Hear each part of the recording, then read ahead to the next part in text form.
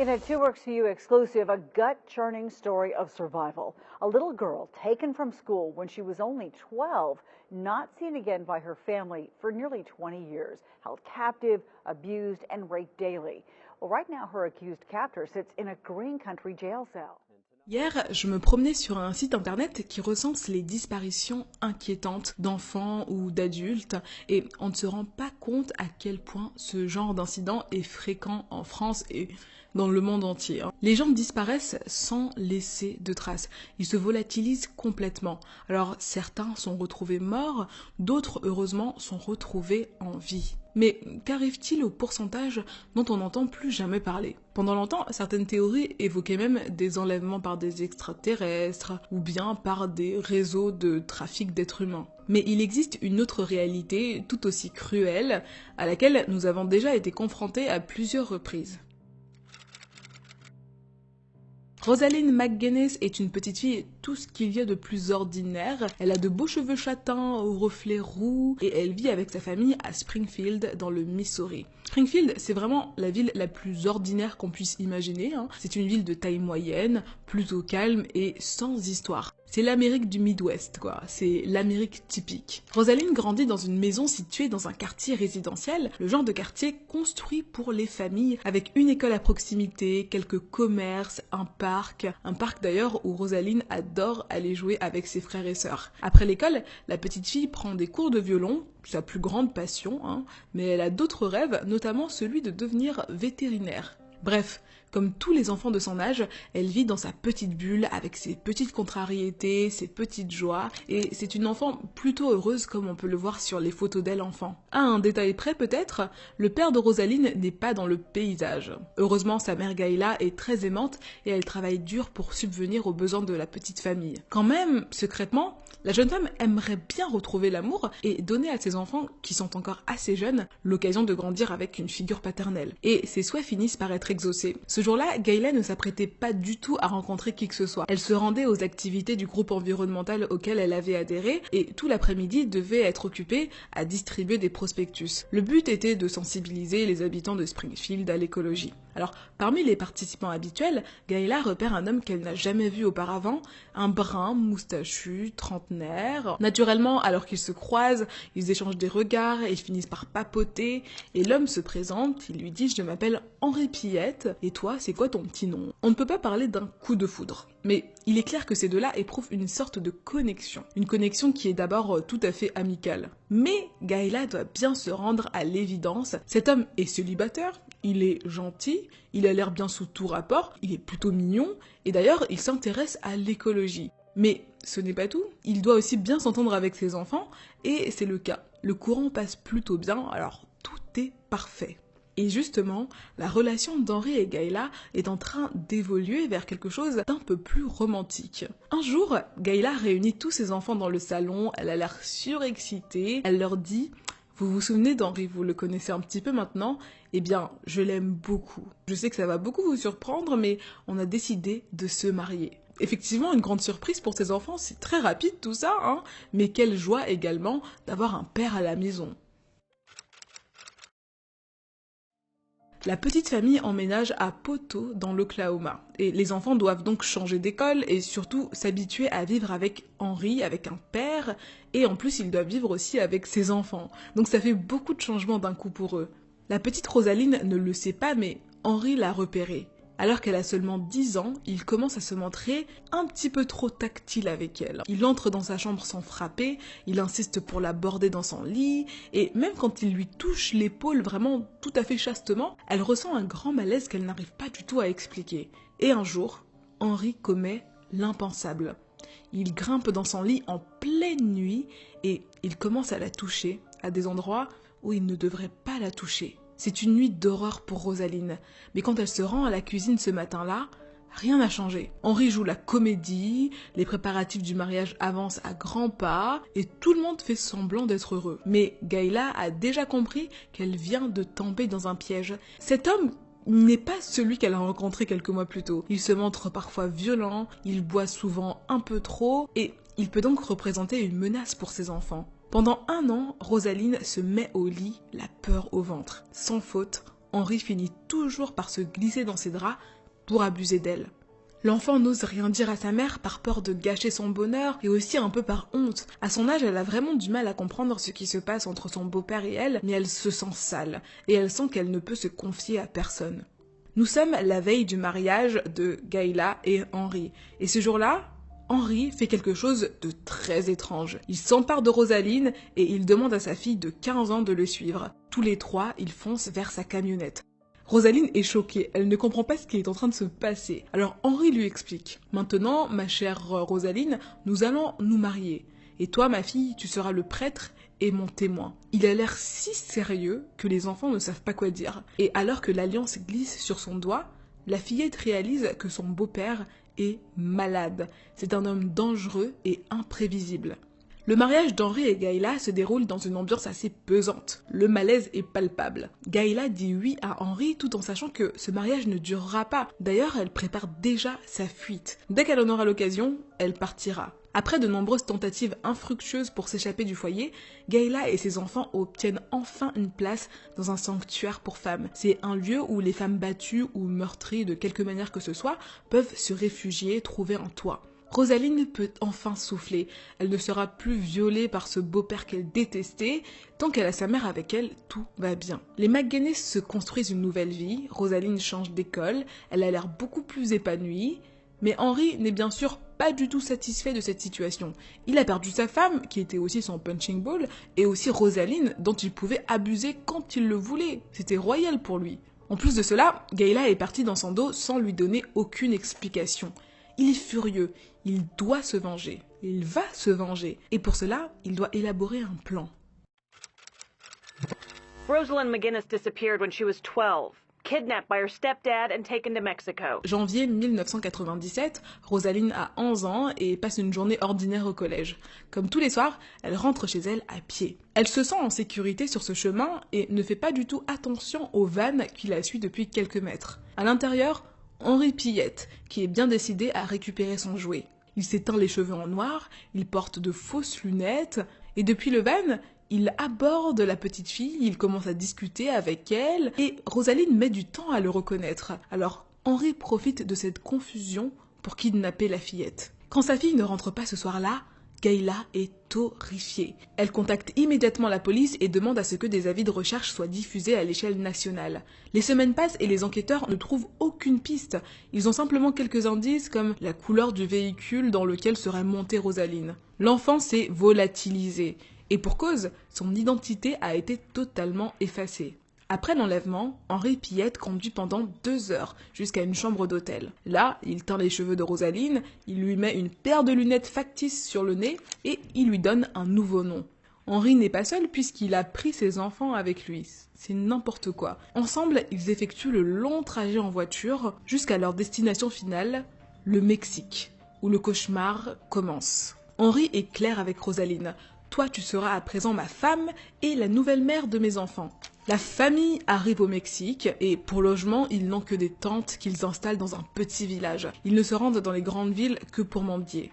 C'est en fait le travail principal de Rosaline, demander de l'argent dans la rue ou bien de la nourriture. En Oklahoma, les autorités essayent toujours de retrouver la trace de la fillette. Mais Henri ne cesse de changer son identité. Surtout, ils vivent une vie de nomade. Ils ne restent jamais à un endroit bien longtemps, alors c'est encore plus difficile de la retrouver. Les recherches s'arrêtent finalement peu avant le 13e anniversaire de Rosaline. Pendant ces 2 ans, la jeune fille grandit sous les coups et les abus sexuels. Henri fait régner la terreur dans le foyer.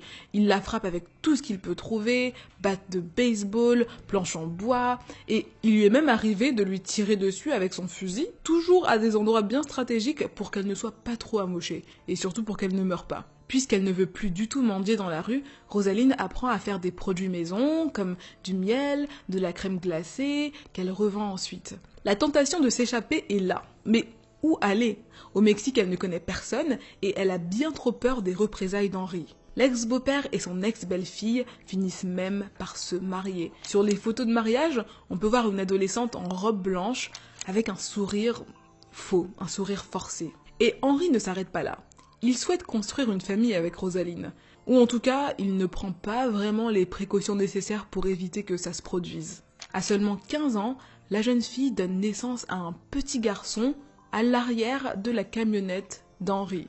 Rosaline ne reçoit aucun soin, elle n'a aucun confort. À l'époque, ils vivent dans un petit mobil-home vraiment en mauvais état, au sol abîmé et sans électricité. Les années passent et la jeunesse de Rosaline s'efface. Toutes ces années où elle aurait dû finir le collège, aller au lycée, aller au bal de promo, tomber amoureuse, aller à l'université, elle les passe sous l'emprise d'Henry Pillette. C'est une chose assez terrible pour la construction d'un être humain que de passer ces années précieuses pour le développement loin de ses pairs et dans un espace vraiment confiné. Sans moyen de contraception, Rosaline tombe enceinte assez souvent. Et chaque grossesse est à risque autant pour la mère que pour le bébé. Surtout, chaque accouchement est une épreuve. Aucune péridurale, aucun soin. C'est vraiment un miracle que les enfants de Rosaline aient survécu, mais que la mère, elle aussi, ait survécu. La jeune femme finit par avoir 9 enfants de son beau-père. Et ils finissent par devenir sa force. Ils l'aiment et ils comptent sur elle. Rosaline ne leur dit rien de la vie qu'elle a vécue, car elle souhaite les préserver. Eux s'imaginent que leurs parents sont un couple tout ce qu'il y a de plus normal. À un détail près, ils vivent dans des conditions insalubres. Leur père se montre vraiment très agressif et en plus il lui arrive d'être ivre.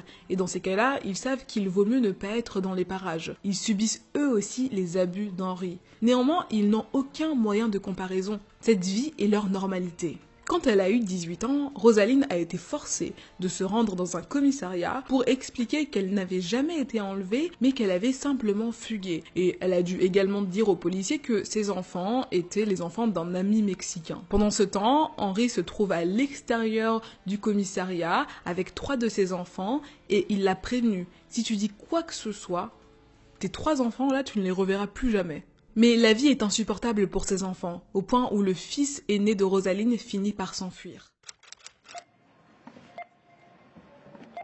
Cela fait maintenant près de 20 ans que Rosaline est captive d'Henry et elle vit toujours dans une misère absolue. Début 2016, la famille se trouve à Oaxaca au Mexique. Et c'est aussi le cas de Lisa et Ian, un couple marié qui habite dans la région. Un jour, ils se rendent au supermarché pour faire quelques courses, et là, ils repèrent dans les rayons une jeune femme à l'apparence assez négligée. Elle est accompagnée d'une ribambelle d'enfants, et elle semble assez préoccupée par les prix sur les étiquettes. Elle a l'air très démunie, mais surtout, elle n'a pas l'air mexicaine, elle a l'air très américaine. Lisa et Ian se trouvent derrière cette petite famille à la caisse, et ils réalisent que la mère de famille ne peut pas payer, alors ils lui prêtent de l'argent. Cette jeune femme, c'est bien sûr Rosaline McGuinness. Elle remercie le couple et elle se présente sous une fausse identité, celle de Stephanie, mariée à un certain Bill. Ils finissent par sympathiser et ils se revoient à quelques reprises. Lisa et Ian ont bien compris que quelque chose cloche. Les enfants sont très farouches. Il est clair qu'ils n'ont pas l'habitude de parler à des gens en dehors de leur clan. Et lorsque le couple devient assez proche de Rosaline et de ses enfants, Henry les éloigne en les emmenant vivre dans un village de montagne isolé. Malgré tout, la communication n'est pas coupée. Et un jour, Lisa appelle Rosaline pour lui dire « Nous savons que quelque chose ne va pas. Si tu veux, si tu le souhaites, nous pouvons t'aider à t'enfuir. » La jeune femme regagne espoir. Personne ne s'était jamais intéressé à elle auparavant, et elle aurait pu fuir avant, bien sûr, mais ça aurait voulu dire abandonner ses enfants. Elle avait besoin d'une main tendue pour pouvoir tous les sauver. La situation est critique. Rosaline doit profiter de ce regain de courage pour fuir, ou elle restera bloquée avec Henry toute sa vie. Elle élabore une stratégie de fuite. Plusieurs semaines passent, elle met un peu d'argent de côté, et elle attend le moment propice pour fuir. Un jour, alors qu'Henry Pillette est assommé après avoir bu trop d'alcool, elle donne le signal à ses enfants. Ils préparent chacun quelques affaires et, ensemble, s'enfuient en taxi. Rosaline décide d'aller à la recherche de Lisa et Ian et finit par les trouver. Ils sont vraiment surpris de les voir tous avec autant d'affaires, mais ils comprennent vite que quelque chose vient de se passer. Rosaline a beaucoup de choses à dire et elle avoue enfin toute la vérité au couple. L'enlèvement, les abus, les conditions de vie précaires, c'est vraiment le choc pour eux, ils ne s'imaginaient pas tout ça. Mais surtout, Rosaline leur révèle sa véritable identité. Elle ne s'appelle pas Stephanie, mais Rosaline McGuinness. Et elle a disparu il y a 19 ans. La jeune femme est terrifiée à l'idée qu'Henry les retrouve. Elle appelle le consulat américain à Oaxaca et elle leur explique sa situation. Immédiatement, ils acceptent de l'aider. Le jour du départ, Rosaline dit au revoir à Lisa et Ian et monte à l'arrière d'un camion de fruits avec tous ses enfants. Ils voyagent pendant des heures jusqu'au consulat américain. Malheureusement, les choses se compliquent quand ils arrivent sur place.